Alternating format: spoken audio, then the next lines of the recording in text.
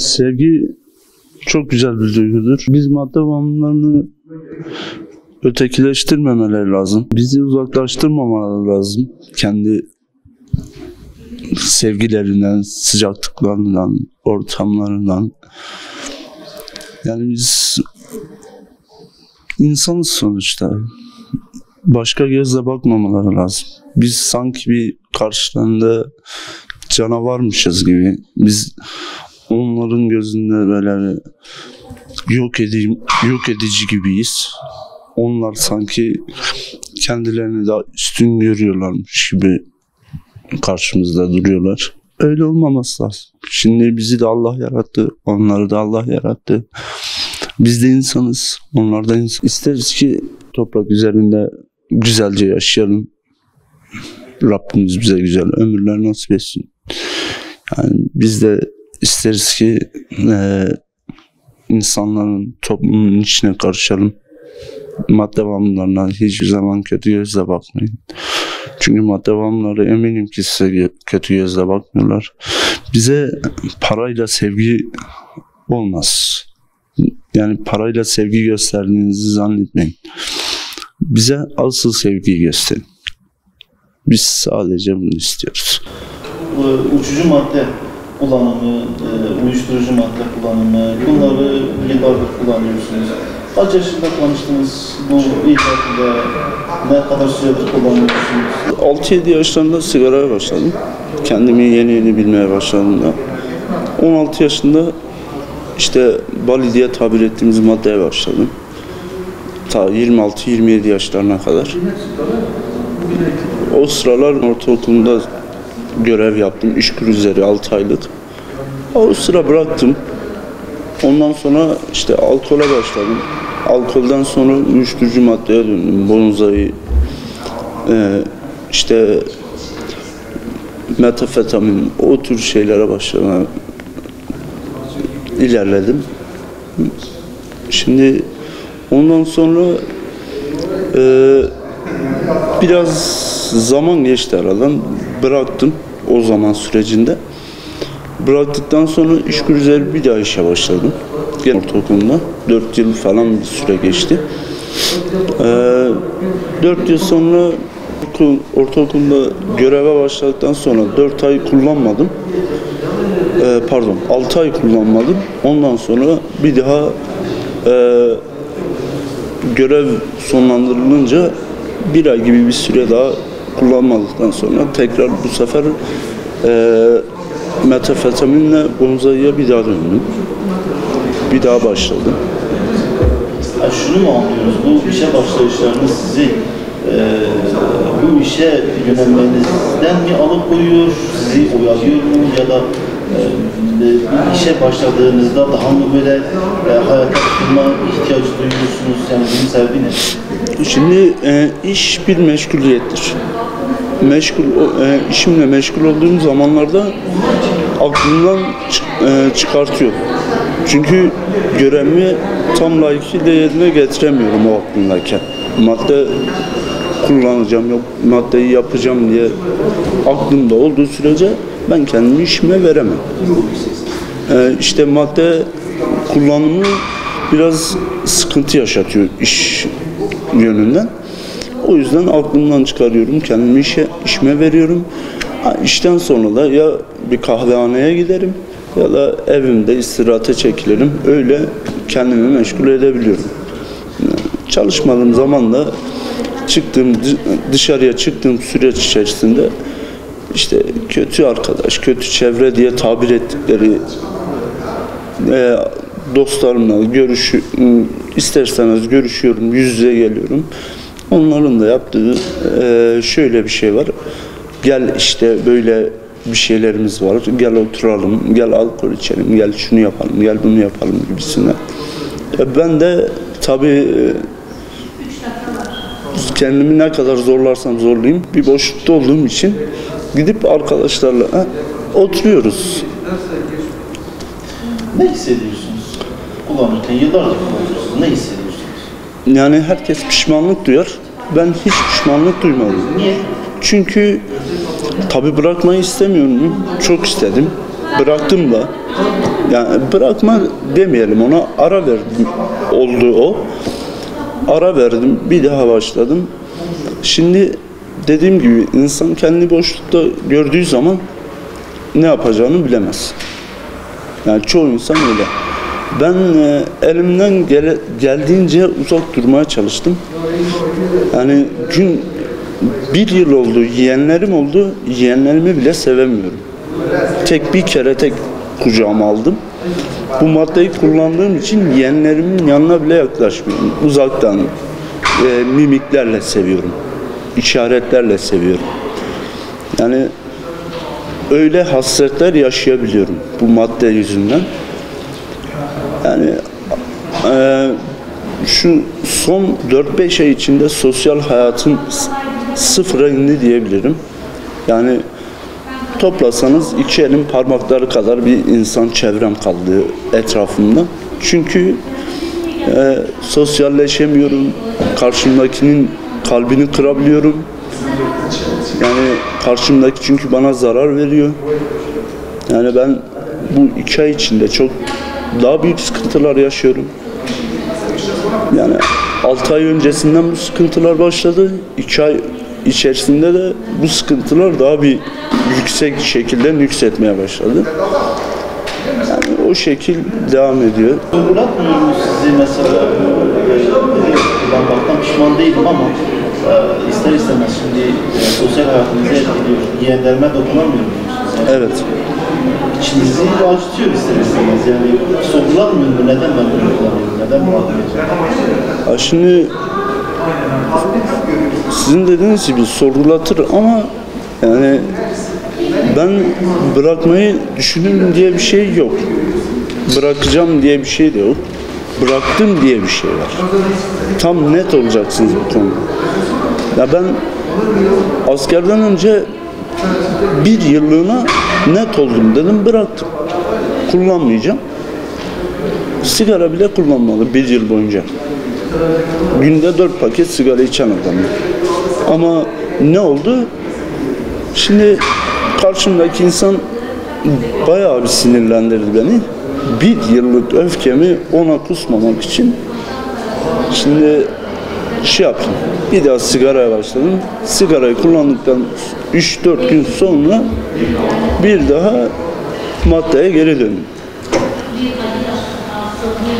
Allah rahmet eylesin. Herhalde babanız vefat etmiştir. Evet, doğrudur. Evet. Annenizle diyaloğunuzu anlatın. O neler yaşıyor? Bunu kullandığınızda neler hissediyor? Neler söylüyor size? Şimdi annemle diyaloğum çok güzel. Yani fevkaladenin fevkinde diyebiliriz. İşte annem beni çok sever. Ailede en çok üzerine düştüğü o evladı benim diyebilirim. Çünkü evin son beşiği derler, evin en kıymetlisi olur derler diye bir tabir vardır. Ben de evin en küçüğü olduğum için annem benim üstüme daha çok düşkündür. Tabii bu madde konusuna gelirsek evden dolayı işte madde kullandığımdan dolayı biraz annem sinirlenebiliyor, üzülebiliyor. Zaten rahatsızlıkları da var. İşte üzüldüğü zaman tansiyon hastası. Yani bayağı bir yapabiliyor, kasılabiliyor. Ama şöyle bir şey var. Hastalandığı zaman kimseyi dinlemez, yemek yemez, hiçbir şey yiyip içmez. Hani kendini yatağa kapatır. Sanki odanın kapısını kilitlemiş gibi kendisini içine kilitler. Hiç kimseyle fazla konuşmaz. Ben giderim, yemeğini yediririm, içeceğini içiririm. Kendisine gelmesini sağlarım Allah'ın izniyle. Yani aramızdaki problemler bir şekilde düzeliyor ama bir daha aynı şekli gene alabiliyoruz. Temin nasıl gerçekleşebilir? Yani çok mu kolay bunun temini, ağrıda, bu iş nasıl yürüyor? Ne kadar bakıyorsunuz bu olaya? Şimdi Ömer Bey, ben 16 yaşında başladım dedim. Şimdi 33 yaşındayım. Tabii bunu 7-8 yaşından beridir görüyorum. Çünkü bayağı o zamandan bu zamana bayağı yaygınlaştı. Bizim mahallede kullanan bir sürü gencimiz vardı o zamanlar. Benden yaşça büyük gençler. Onlar kullandıkları zaman görüyorduk. İşte biz de gözümüzle gördüğümüz için biraz özenti de vardı. Mahallemizin abileridir. Biz de acaba büyüyünce yapar mıyız gibi bir izlenim oluyor. Bir duygu seli oluyor içimizden. İşte yaş ilerledikçe daha bir özenmeye başladık. İşlerine girmeye başladık arkadaşlarla birlikte. Ondan sonra baktım arkadaş çevrem yavaş yavaş oraya doğru gidiyor, madde kullanmaya doğru. Madde kullandıktan sonra işte arkadaşlarımın yanında ben de oturmaya başladım. İşte ben kullanmam dedikçe iyice içine baktım. Başta vali kullanmak suretiyle yavaş yavaş böyle bir 8-10 sene vali kullandım. Yani şimdi şükür 8 senedir kullanmıyorum. Ama ondan sonra alkol, uyuşturucu madde, metamfetamin gibi şeylere bulaştım. Yani halen kullanıyorum. Bir haftadır kullanmıyorum. Hani şükür bıraktım. Bunun katkısı Yeşilay oldu bana. Yeşilay'da Cihangir Bey var, abimiz. Sağ olsun o da bize çok iyi ön ayak oldu. Yani şu anda ne aşamadasınız? Neler yapacaksınız? Etrafınızdaki insanlara tavsiyeniz ne olacak? Şimdi çevreye bakıyorum da 10 yaşındaki, 15 yaşındaki, 20 yaşındaki gençlerimiz hepsi sömürülüyor. Yani hepsi madde kullanıyor, satıyorlar, içiyorlar, çevrelerine zarar veriyorlar. Cadde ortasında kavga etmeler, yaralamalar, yani şuursuzca hareketler. Tabii benim de başıma geldi birçok kere de ama şimdiki nesil bayağı kendini kaybetmiş durumda. Bayağı bir çevresine acayip şekilde zarar veriyor. Şimdi gençliğin gidişatı hiç iyi değil. Yani devlet büyükleri sahip çıkmadığı sürece de hiç iyi olmayacak. Cezaevine gittiğiniz zaman mesela oradakilerin yarısından çoğu madde bağımlısı, müptezel diye tabir ettiğimiz insanlar.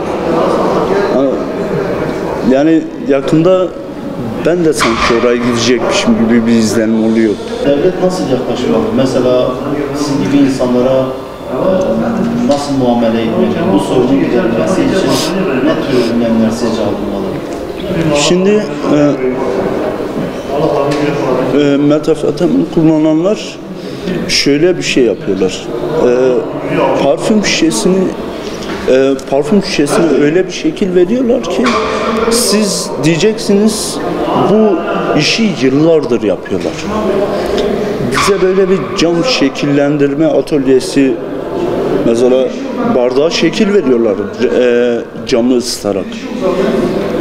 Bize de öyle bir atölye açsalar, ona verdiğimiz emeği, ki ben yapamıyorum gerçi de, yapan arkadaşlar yani fevkalade işler çıkarıyorlar diyebilirim. Dediğim gibi böyle bir atölye açarsak, devlet büyükleri de ön ayak olursa çok güzel işler başaracağımızdan eminim.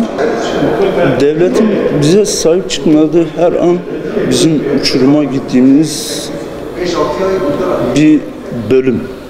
Yani bir oyun oynarsınız, level atlarsınız. Biz levelleri kötüye atlıyoruz. Hep uçuruma düşüyoruz. Yani level atlayamıyoruz daha doğrusu. Bu oyunları hep kendi aleyhimize çeviriyoruz. Yani eğer ki biz böyle gitmeye devam edersek Ağrı'da bayağı bir kaos olacak. Yani bayağı bir duyarsızlık olacak. Bayağı bir kendini bilmezlik. Artık hal hareketlerimiz bile değişiyor. Çünkü bu madde, hele metamfetamin dediğimiz, kristal dediğimiz uyuşturucu insanı tam bitiriyor. Çünkü öyle bir şekil veriyor ki adamı karşındakiyle diyaloğunuz bayağı bir değişiyor. Artı karşınızdakinin size karşı düşüncelerini anlamaya çalışıyorsunuz. Onu yanlış düşünebiliyorsunuz, zarar verebiliyorsunuz. Onunla ilgili kötü düşünceleriniz oluyor. En yakınınızdakini bile uzaklaştırabiliyorsunuz. Yani dediğim gibi eğer bir önlem alınmazsa biz şu anda uçurumun köşesindeyiz. Yeşilay'da Yedam diye bir yer de var. Şimdi sağ olsun Cihangir abimiz de oraya da yönlendirdi. Oradaki psikiyatr arkadaşlar vardı. Çok değerli insanlar onlarla. Onlarla da görüştüm. Onların da bayağı katkısı oldu. Şimdi Yedam'ın açıklaması da Yeşilay Danışmanlık Merkezi diye. Güzel bir hizmet aslında. Yani o da bize katkı sunacağına inanıyorum. Çünkü bana katkısı oldu. Bana katkısı olduğu gibi benim gibi anlayışlı, duyarlı arkadaşlar bana katkısı olacağına inanıyorum. Yani bu Yedam'ı da herkese tavsiye edeceğim.